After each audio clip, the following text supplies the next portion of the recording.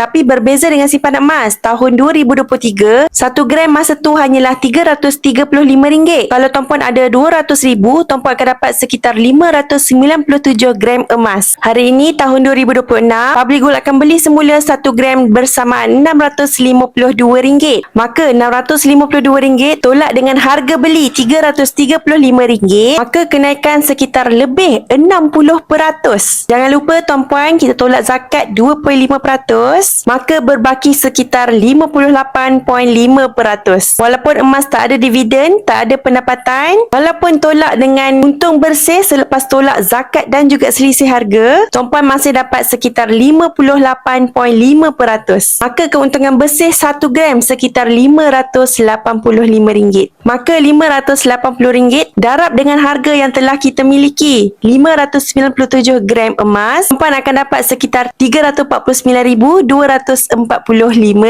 Nampak tak perbezaan ketiga-tiga ni? Lepas 2 tahun, simpanan emas lebih berbaloi berbanding simpanan di ASB ataupun tabung haji. Tuan-puan, 3 platform tak salah pun tuan-puan menyimpan, tetapi pastikan tuan-puan menyimpan ada matlamat. Untuk simpanan jangka masa pendek, boleh simpan di ASB ataupun tabung haji. Tapi sekiranya hari ini tuan-puan ada simpanan tunai, tuan-puan tak nak pakai pun dalam masa terdekat, dan tuan-puan tahu dah dividen di situ sangat sikit, dengan kenaikan harga emas yang lebih lumayan, alihkan sebahagian simpanan duit tuan-puan kepada simpanan emas di Public Gold. Isi biru di bawah, Hana bantu sebaiknya.